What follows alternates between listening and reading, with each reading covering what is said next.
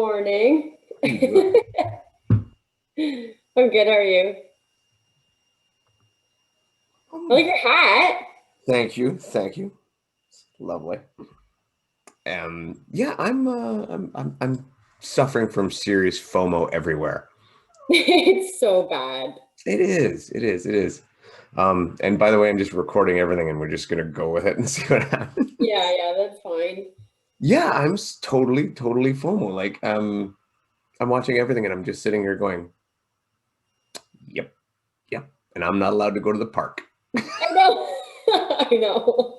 The park thing really got to me. I'm like, what is the world coming to?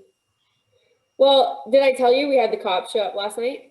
No, Yeah. oh, So we went go to, through so it. we've had the same family that it's been our bubble family, like since the beginning of COVID. The exact same family. They have kids, same thing. So it's just the people that we hang out with. So last night we went to their place and we were pulling up and we know they've had problems with a certain neighbor. And when we were pulling up, we saw the neighbor pull into their driveway and we're like, oh no, let's just wait in the car. But our kids jumped out. So then 45 minutes after we were there, we saw a cop car pull up and we're like, no way, no way. And then we hear a knock on the door. We're like, no way. So yeah, he's like, yeah, we have like, gatherings, this and that. We're like, oh, okay, oh my gosh. There's like six kids here watching an Avengers movie, and like four of us here just hanging out having a glass of wine on a Saturday night at night. Like, really? And he's like, yeah, like you guys have to, your company has to leave. Like, oh my gosh. So we had to leave behind the cop. Like, I felt so criminal. And I it's our bubble family. It's not like it was a big party. And I don't know, I couldn't believe it. It felt like a very surreal world to me. That's crazy. So if this does actually make it to our final podcast thing here, just so anyone in the States knows right now, Ontario has like doubled down on the lockdown. So Uh-huh. regular lockdown wasn't enough. So we had to go to super supreme, like we're communist lockdown, where Yeah. we're like, And people can anonymously call on their neighbors, oh yeah, yeah, which I'm sorry, but most of the people would never do this. no. But you get that one rotten neighbor who, and I couldn't believe that happened, who just, I don't know. And we're the people we wear masks, we follow all the rules, we do Yeah. all the stuff we're supposed to do. It's just like, oh, it's gotten overwhelming. And I know that everybody's had enough. Everybody's fed up. You can read it all over online. It's crazy, man. I just, Yeah. so And yeah, I do think most people are being pretty good about it. yeah, Like people aren't throwing massive parties and stuff, but you kind of have your people that you've always kind of been around since the beginning, mhm, and that's kind of your safe place. And like I don't think for the most part, especially where I live, people aren't going crazy, but to go out and out of your house and see a friend on a weekend, like I don't think that's taking it too far at all. And that's kind of where, for the most part, I think people are at. So to have the cops called on us, it just felt so wrong. And then to have to explain it to my kids, like oh, they're 5 and 7, and they're like, are we in trouble? Like, are we going to jail? Like, and they're so confused. I was like, oh, and then we have to really sit down and like, okay, I guess we kind of did something wrong. Like, and they were just so confused. So, and that's where I felt bad because my son, especially like Mason, is very like black and white, right and wrong. So then, like today, he's been kind of afraid to leave the house. oh God. It's funny. I can do you one better here. So, um, I am technically not allowed to have my daughter over Oh, because she lives with her mother, and we're not in the same household technically. So if they were to ask for her, like if she was to come here and they were to ask for her license, she technically doesn't live at my house. So that's technically against the rules. really? Yeah, Even if you're her dad? yeah. Yeah, Oh my gosh. yeah. It's crazy. So yeah, serious FOMO. I've seen all this stuff going on in the States, and I'm like, I'm going through like times and watching people race, and I'm just sitting there going, ah, I know. I just had the cops called on me. You're racing. you're Just I can't. You know what? I didn't give you a name, so I think we need to call you like the Fleet Felon because obviously you have top on you, so you're Yeah. definitely a felon. Fleet-footed felon. There you go. Oh yeah. So you know what though? Some of the stuff was really cool, and I mean we haven't done just anything with just you and I for a while. We had some great interviews with David Megida, which has got a great response and is really good, and as well as Rachel Schreiber, which we were just lucky enough to happen to. She agreed to come on and she won. Wow, great. I know. Go back and watch those. They're really good, really fantastic. Mm. But since then as well, there's been another DECA fit and stuff. And I wanted to kind of briefly mention back from the High Rocks. I mean, we didn't really go over who all like the standings, right? So essentially, just the men: Hunter won, Megida, Eric Hinman, Alex Ronkovic, Matt Kempson, Killian, Elijah Muhammad, Matt Martin, and Grant McCartney. We kind of knew that for the men. Now, the cool part about that doesn't get mentioned a lot is Dylan Scott. Yes. So you want to go through that? You know Dylan Scott? I don't know him, but I did look him up. Yeah, because he had the third fastest time overall, so he would have been third in that heat. So, and it was also his rookie High Rocks experience as well. Yeah, and if we know anything, he'll probably knock a couple minutes off at the next one. So he'll be a legit contender in Chicago. Yeah. Which the funny part is, and I'm trying to figure this out, and I don't know why, and we mentioned it with David, is he's the only one in that heat that actually qualified to run in Chicago. Oh. Yeah. Okay. Yeah, I don't understand that. So, yeah. I think because it was an invitational. I mean, it's a little screwy. I think High Rocks is going to fix that. I reached out to them to just ask them specifics. I imagine they're going to flip flop on that one and change that. I mean, High Rocks is supposed to be a time to time, right? Like, right. It's kind of it's a subjective thing. Sorry, it's an objective thing that way, right? So because it's just a time. And I think the even cooler part of it is that, and this is not 100% for sure, but you and I have both qualified to run in Chicago. I have. Because we won our age groups at the VCF. Oh boy, I have to do it again.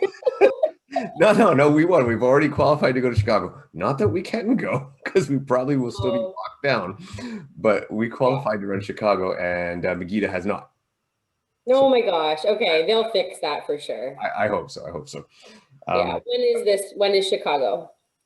Oh, is it July? Yeah.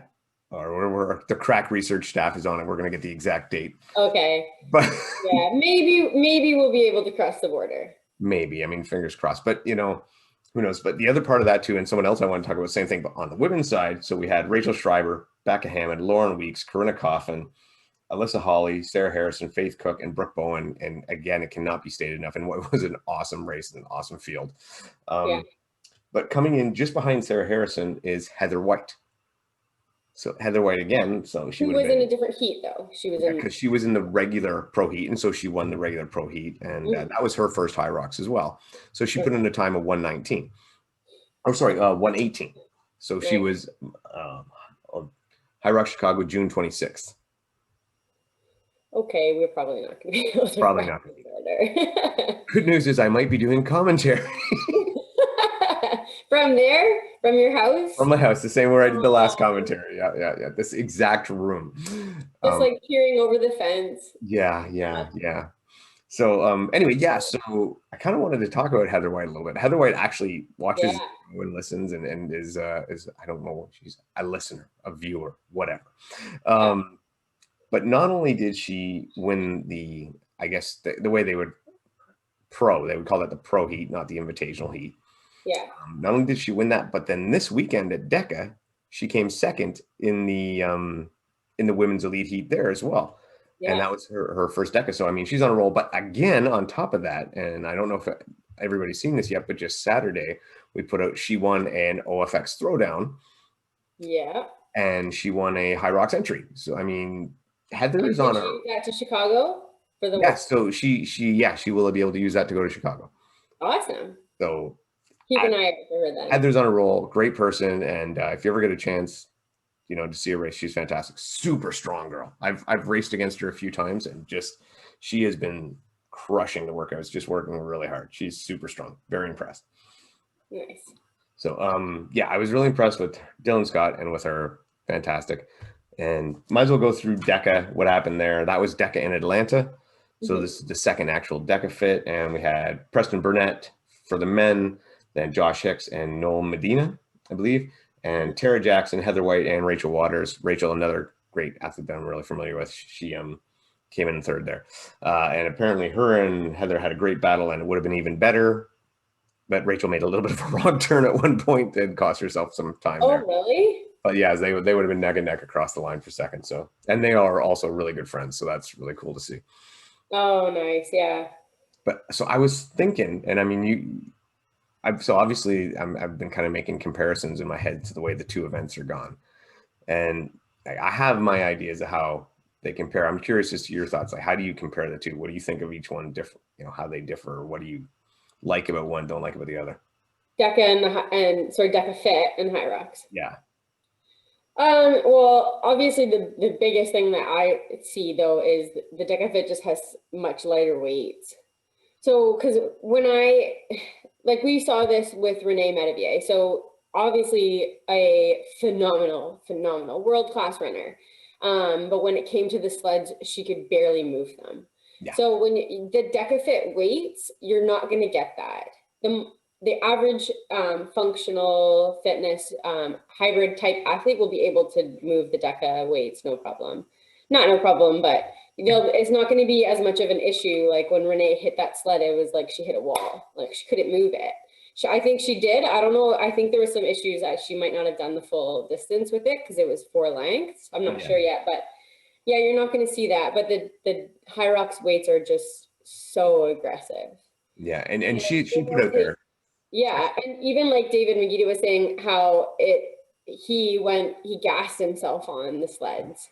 And it's early in the race, so if you get a little bit overconfident with them or you push them a little bit too hard, it's kind of a make or break. And I just don't think that with the DECA event that it's going to be a make or break at all. And then you have your shorter run. So 500-meter versus a kilometer, it's so fast and short. You're talking 90 seconds to 2 minutes. Yeah. Versus a kilometer, like you're hitting it much more fatigue with a kilometer repeat than you are the 500-meter. So yeah, I don't know. It's definitely a different type of athlete. I was thinking too, and as far as Renee goes, I mean, she kind of came out and she had mentioned this even beforehand. So this was not like a, racer excuse or whatever, but she had some serious stomach issues. She was not feeling well. Her whole family kind of went through, maybe they ate something bad or whatever the case may be. But so, yeah, on a better day, maybe she would have been able to push that sled a little bit better, but still, you're absolutely right. An athlete like her with her stature, that's going to beat her up. Whereas DECA, she did really quite well. Right. If not for some trouble on the bike, I think she might have won that one. But yeah, she seems to be a little hard luck that way. she'll figure it out, though, I think.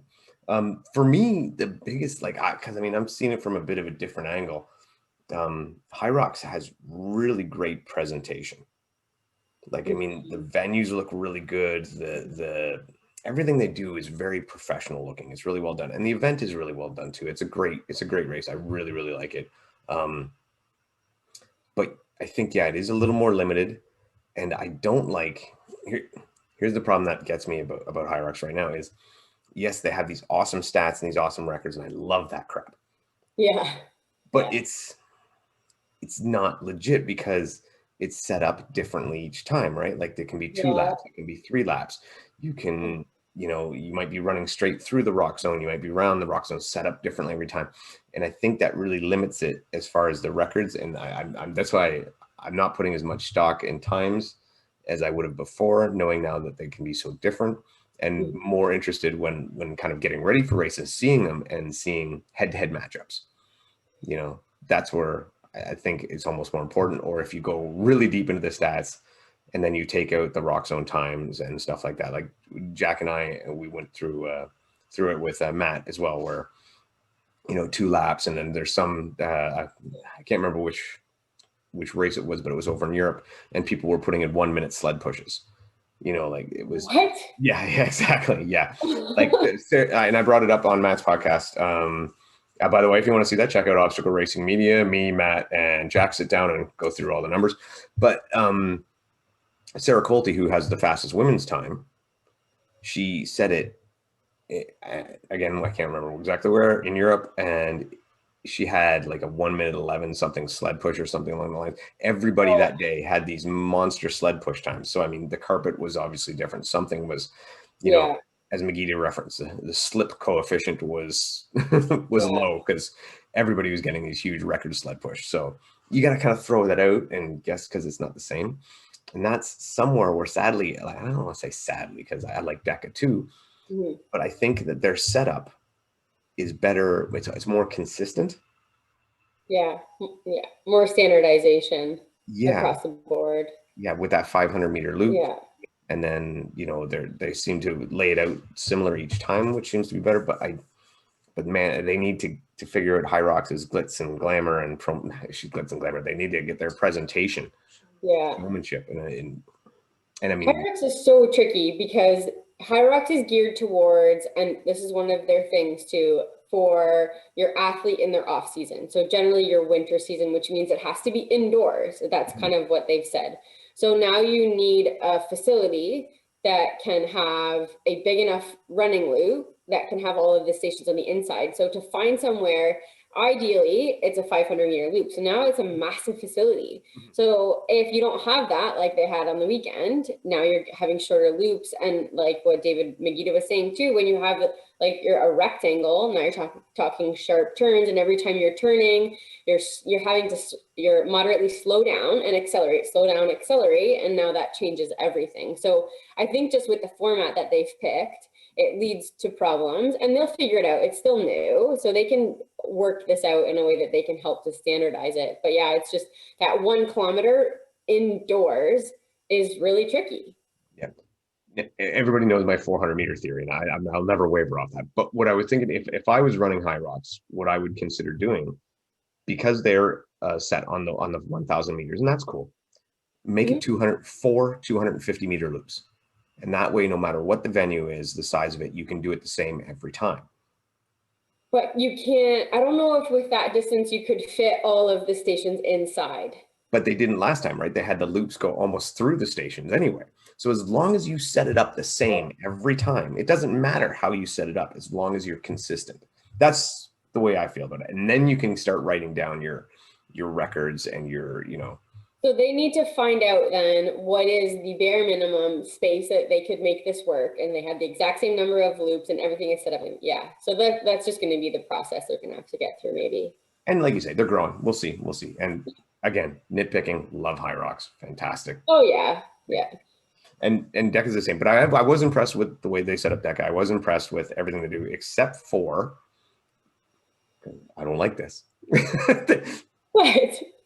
Easiest event in the world to cover, to do a live stream. Oh, I And know, yeah. nothing. Yancey, love you to death, buddy. Love you to death. You've done an amazing job. This is a great product. I'm not going to go off like I hear people going on, like, I can't understand too many different decks. I get confused. You know what? That's garbage.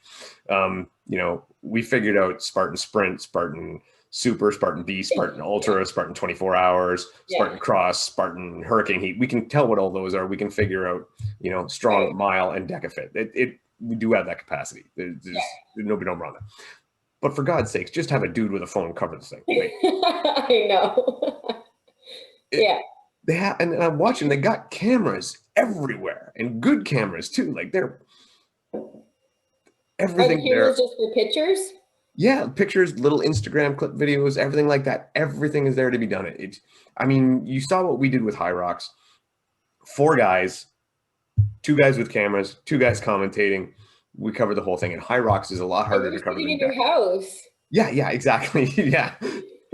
Jack was in California. I was in Ontario. The other 2 guys were in Dallas, and we pulled it off with It was great. basic software and cell phones. Yeah. You can do it. I mean, honestly, just ask somebody there. Well, Dave. Yeah, call me. I'll commentate. Have somebody there, pull them off the street, say, here, hold this phone, and just follow Yeah. this guy around. Yeah. It'll work. So please straighten that out.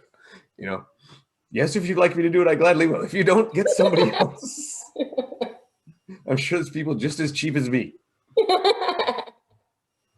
Anyway, but yeah, awesome. Watch it anyways, so it just helps. Yeah, and you know what? I think DECA leads itself really well to a stream too because it's shorter. It's faster paced, right? You got, I mean, like you say, people are doing the 500-meter loop, so they're only running half as long. You get less time on the running. There's more switch between, what stations, activities, deca zones, whatever the case you want to call them. There's more switching. There's more change up. It's great, and it's over in like, let's just say between 30 and 40 minutes, as opposed to High Rocks, which is going to be roughly an hour to an hour and 20. So get it together, boys. Yeah. So quick question for you. How fast can you run a 50K? Oh my gosh. I don't know. 4 hours. Well, sorry. So what was her name? I can't remember who her name was. Oh, Desiree Linden. Yeah. So lay it out there. Tell us what she did. Yeah. So this weekend, I was super pumped about this, and I heard a lot of the hype before. So, because Desiree has been someone I followed. I'm from that world of track and road racing, so I followed her for 15 years or more. 2-time Olympian, so she's an American distance runner. So this weekend, and she'd been hyping it up a little bit. Good for her. She's like, put my goals out there. So her goal was to break the 50K world record, and she smashed it by 7 minutes. And she ran 50K in 2:59. So she broke the 3-hour mark for 50K. And the 3-hour mark, if you're a marathoner, is a very, very big deal for 42.2K.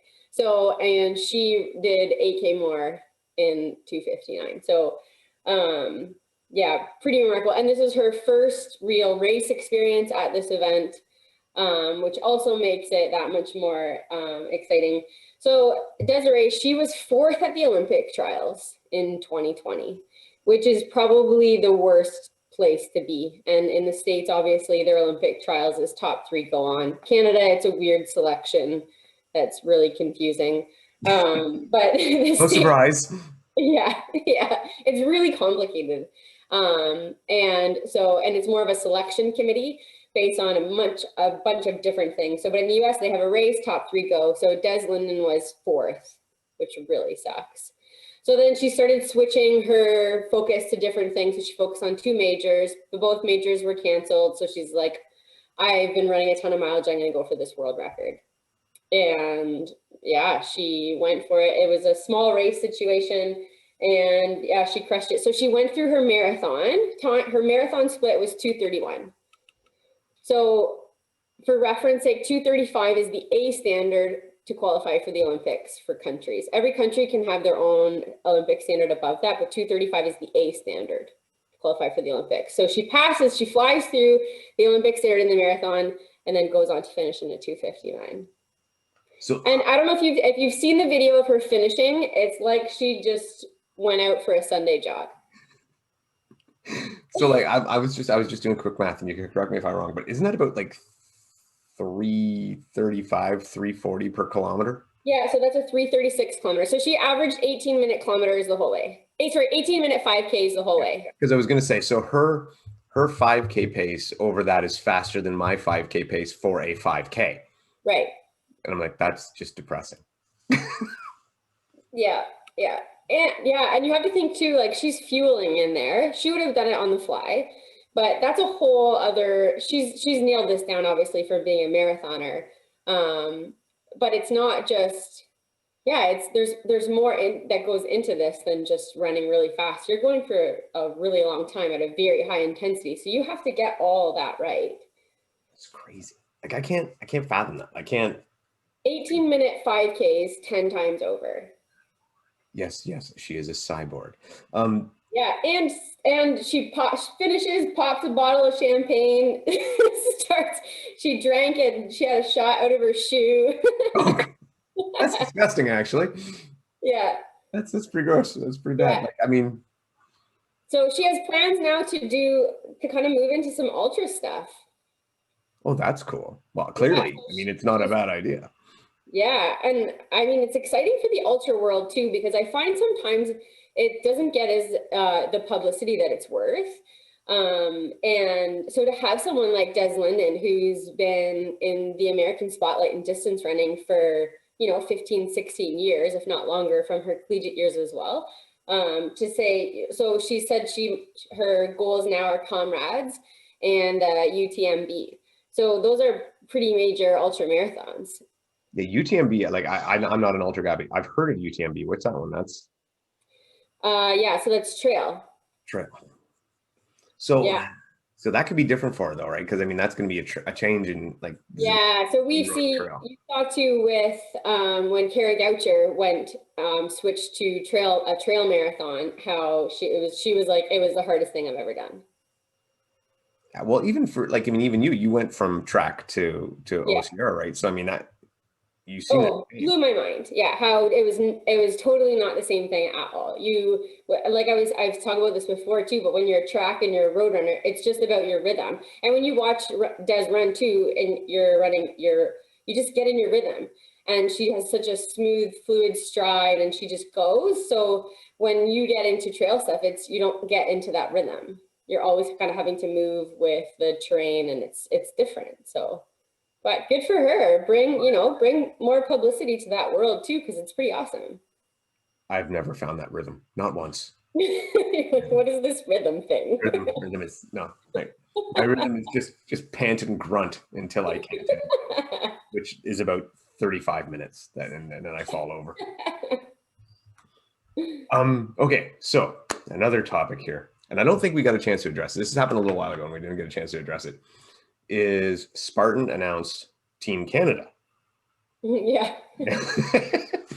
We'll go by why that's kind of pointless anyway, but we're going to say who they are anyway because they deserve recognition and they're amazing people. And I will read off to you Team Canada. We have, and I believe this might even be in alphabetical order. We have Amanda Nadeau, Austin Azar, Ariel Fitzgerald, Jesse Bruce, Christian, and I'm so sorry, Christian. Why? Do you know how to say his last name? No. Why Clark? It does not sound. Christian W. Sorry, buddy. Bethany McChesney, Mick Girello, Jessica Lemon, Lindsay Webster, heard of her. Ryan Atkins, heard of him. Morgan Mackay, Samuel Hebert, Sean Stevens Whale, and Sylvie. And how do you say Sylvie's last name? You know that one, don't you? Menagerie. Menagerie? Yeah, that sounds right. Anyway, so same team as would have been for 2020. So it only makes sense that they bring him back. That's great. Now here's why it's pointless. Because we've had our first 2 Spartan races of the season canceled. They have rescheduled one they had on Ottawa and Quebec, and they rescheduled them as a combined race somewhere in Quebec, I assume, midway between Ottawa and Montreal, which, I mean, there's not a lot of space midway between Ottawa and Montreal, so yeah, somewhere in there. So that's been rescheduled, but we've lost that. And then we're pinning all of our hopes pretty much on Blue Mountain mostly. And they did announce as well a Canadian series of 2 races. Okay, so Red Deer and Blue Mountain? Red Deer and Blue Mountain. Yeah, okay. Yes. And I believe it's a Super in Red Deer and a Beast at Blue Mountain. Now, Wait. Yeah, go ahead. Just do it. Just go with where you're going, because I know you're thinking the same thing. I don't know. It's all just like fairy tale to me at this point. It is. But let's just say, for argument's sake, it all happens, right? And I'm really hoping, for argument's sake, it does happen, because I want it to happen very badly. And I know Spartan Canada is working their ass off trying to make it happen. This is not their fault. This is them following guidelines. They have no choice. They are doing their best. Yeah. And for all these canceled races, by the way, they're transferring membership or transferring registrations. And as well, they have told people with seasons pass in 2021 that it is extended all the way through 2022 as well. So even if you, from my understanding, even if you get a race in this year, you still have a season for 2022 as well. So that's good. Good for them. Great job, Spartan Canada. But here's a couple of things that are a little bit off, obviously. The chances of it happening, especially Red Deer, because that's coming soon, I think are pretty slim. But you always have to look at the province, because our provinces have been pretty different. And I know that some provinces, Alberta has been opening up a little bit more. Yeah, a little bit. But I think that right now, I still have my doubts about Yeah. Red Deer. I hope again, hope it happens. Yeah. And Blue Mountain as well. Hope it happens. But here's the thing that kind of gets me about the scheduling. Red Deer Super makes sense. Great, good idea. The Blue Mountain Beast. Here's the problem: is like they're having the Ultra at Blue Mountain, and I mean that's going to be huge. Like people, I know all of those pros that I'm talking to on that team want to run that Ultra, but they wanted to race that Ultra. They want it to be the big time show, and now the Beast is going to be for the Canadian Series. Oh. And you see where I'm getting at. So now it's, and I mean, this is you. I mean, I don't think you were really lining up the Ultra too much, but it would put you in that situation. Like, I mean, I think of Mick Drella, who I know was dying to run that Ultra. Oh, really? Oh Okay. yeah, he was so hyped to run that Ultra, and now he's got to put his, if he wants to do the national series and win the money essentially, because there'd be good cash with it. Yeah. He's got to focus on that Beast instead, and then the Ultra becomes, I don't know, do they do it or not? I'm if I was Spartan Canada, I might have went out on the limb and said, you know what, here, yeah, we'll do a Super and Red Deer, and then the Ultra is part of the series. Just why not do it? I know you hate that, but I'm just saying, because that's going to be such a main event. That if it happens, that's going to be a monstrous race. You might as well make it the big show. That's where I would go with it. That would be really interesting. Yeah. So I don't know. It seems it would be a lot of people's first Ultras. Yeah, that'd be crazy. It'd be fun.